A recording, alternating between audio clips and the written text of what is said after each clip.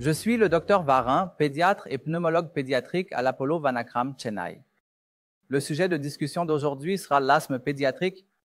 En ce qui concerne l'asthme, il ne s'agit pas du même asthme que chez l'adulte. Chez l'enfant, on parle plutôt de sifflement respiratoire. D'accord? Nous n'utilisons pas le terme asthme pour les enfants de moins de 6 ans. En général, on parle de sifflement pour les moins de 6 ans et d'asthme pour les plus de 6 ans. C'est pourquoi nous voyons de nombreux enfants qui souvent reçoivent des nébulisations et souffrent de sifflements respiratoires jusqu'à l'âge de 5 ans, mais beaucoup d'entre eux s'améliorent en grandissant et ne présentent même plus ce type de sifflement ou d'asthme plus tard dans leur vie. D'accord? Donc, les enfants qui développent des sifflements respiratoires au cours des 5 premières années de leur vie ne deviendront pas forcément asthmatiques plus tard à l'âge adulte. C'est le point le plus important. Alors, comment détecter l'asthme chez les enfants? Il n'y a que 2 ou 3 symptômes qui sont vraiment importants. D'accord? Observez le sommeil de votre enfant la nuit.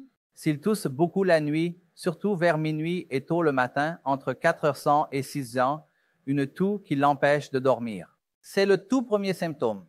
Deuxième chose, une toux qui perturbe son jeu ou son activité physique. Un enfant va jouer ou il va courir, mais il continue de tousser et il n'arrive pas à voir. Donc, nous avons compris ce qu'est l'asthme ici et quels sont les principaux symptômes de l'asthme. Et parfois, vous pouvez aussi observer une respiration très rapide et vous pouvez également voir un creusement ici, comme ceci, et ce sont toutes des manifestations de soutien que l'on peut retrouver chez n'importe quel enfant asthmatique. Mais l'examen le plus important pour diagnostiquer l'asthme est la spirométrie.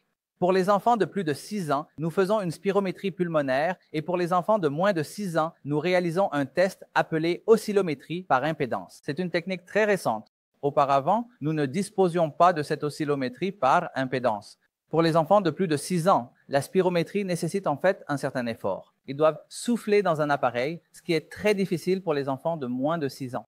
Alors que pour les enfants de moins de 6 ans, avec cette oscillométrie par impulsion, il leur suffit simplement de rester assis sans bouger pendant seulement 30 secondes à 1 minute. En ce qui concerne le traitement, comme je vous l'ai dit, il faut d'abord détecter s'il s'agit d'une respiration sifflante ou non et il faut éviter ces aliments froids dont je vous ai déjà parlé. Et pour le traitement, nous utiliserons des médicaments spécifiques ainsi que des nébulisations, etc., dont je vous ai déjà parlé en détail. Merci.